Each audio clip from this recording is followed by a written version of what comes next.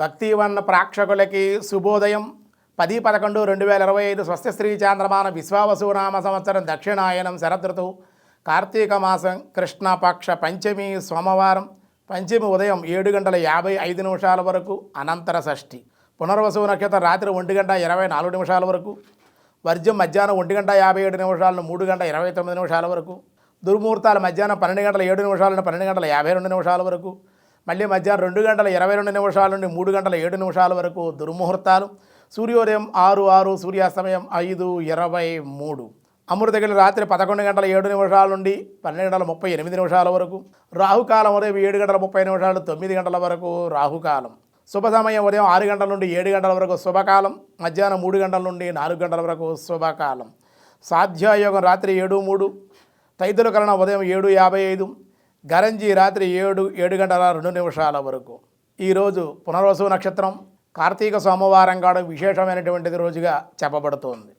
కేదారేశ్వర వ్రతాలకి సత్యనామృతాలకి రుద్రాభిషేకాలకి చాలా విశేషమైనటువంటి రోజు. దినారంభ చక్రంలో ముందుగా మేషరాశి వారికి స్వల్ప అనారోగ్య సమస్యలు అధిక వ్యయము స్థానచలనములు ఉండే అవకాశం. వృషభ రాశి నేత్ర సంబంధ వ్యాధుల వల్ల ఇబ్బందులు అశాంతి అధిక ఖర్చులు. మిథున రాశి వారి ఉద్యోగంలో ప్రమోషన్లు అధిక ఆదాయము అన్ని రంగాల వారికి అనుకూలం. కర్కాటక రాశి వారికి మాతృ ఆరోగ్యంపై శ్రద్ధ ధనమునకు ఇబ్బందులు మానసిక అశాంతి. సింహరాశి ఆర్థికంగా పరిస్థితులపై నిర్ణయాలు అమలు చేయగలుగుతారు.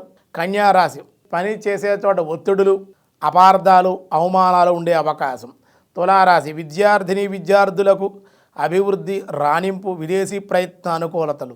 వృశ్చిక రాశి బంధుమిత్రుల సంగమము శుభకార్య లాభములు ధనము చేతికందుట ఆనందము.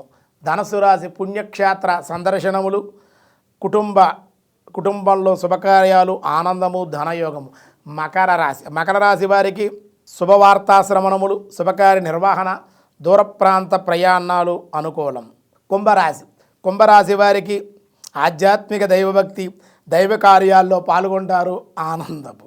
మీనరాశి వారికి విశేష ధనలాభము అప్రయత్న కార్యసిద్ధి.